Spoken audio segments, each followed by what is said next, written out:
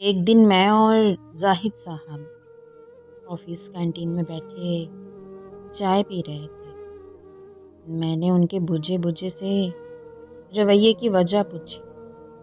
وہ کہنے لگے، مجھے آج مرے ہوئے 3 سال ہو گئے ہیں۔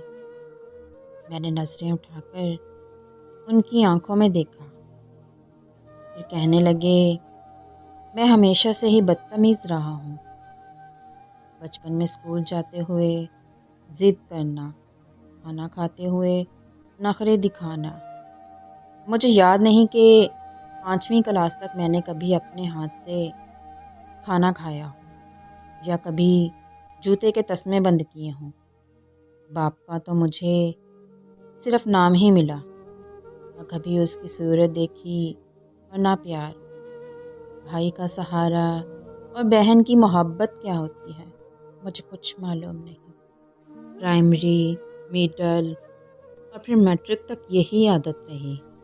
رات کو سونے سے پہلے کتابیں، کاپیاں، بستہ، غرض تمام چیزیں ادھر ادھر بکھری چھوڑ کر سو جایا کرتا تھا، مگر صبح آنکھ کھلتی تو دیکھتا تمام چیزیں بہت ہی سلیقے سے بستے میں پڑی ہیں۔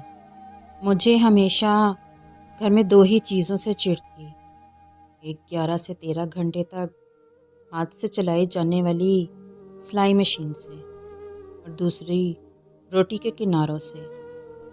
اور جب بھی مجھے پیسے چاہیے ہوتے میں اسی سلائی مشین کا رخ کرتا، جس سے مجھے بہت چڑ تھی۔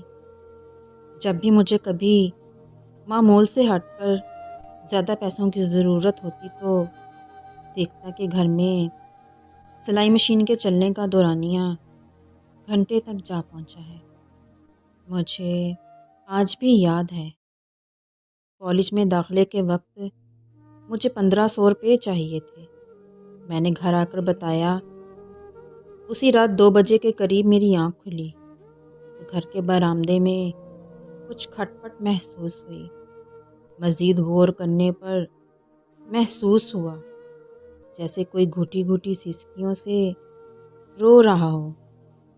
چپکے سے برآمدے میں جا کر دیکھا تو موٹے شیشے کا چشمہ لگائے وہ نہ جانے کب سے مشین میں دھاگا ڈالنے کی مسلسل کوشش کر رہی تھی، اور ساتھ ساتھ آنسو بھی گر رہے تھے۔ میں نے پوچھا، کیا کر رہی ہیں؟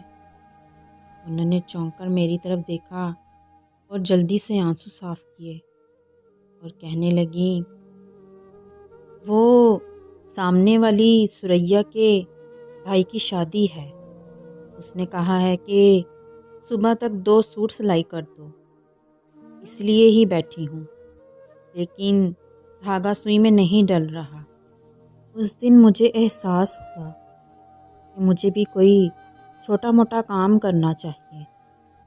میں مناسب کام بھی ڈھونڈتا رہا اور پڑھتا بھی رہا۔ ادھر ایف اے مکمل ہوا اور ادھر آفس میں کام مل گیا۔ میں نے گھر جا کر بتایا تو وہ خوشی سے نہال ہو گئی۔ فوری طور پر شکر پارے لا کر محلے میں بانٹے۔ ایک دن میں کام سے گھر آ کر لیٹ گیا، تھوڑی تھکاوٹ ہو رہی تھی، پاؤں چارپائی سے لٹکائے ہی سو گیا۔ جب اٹھا تو دیکھا کہ خلاف معمول آج نہ تو جوتے میرے پاؤں سے اترے تھے اور نہ ہی کھانا بنا تھا۔ میں نے آواز دی، اٹھیں، بھوک لگی ہے۔ چیخ چیخ کر رویا، 1000 منتیں اور ترلے کیے، مگر شاید اب کی بار اٹھنے کے لیے نہیں سوئی۔ اس کے بعد میں نے وہ گھر چھوڑ دیا، قبرستان لگتا تھا۔ ادھر دیار غیر میں آ کر میں اپنا سارا کام خود کرتا ہوں تو سوچتا ہوں کہ میں نے کبھی جس کی خدمت نہیں کی، نہ کبھی آسائش و سکون دیا، وہ میری ماں تھی، نوکرانی نہیں تھی۔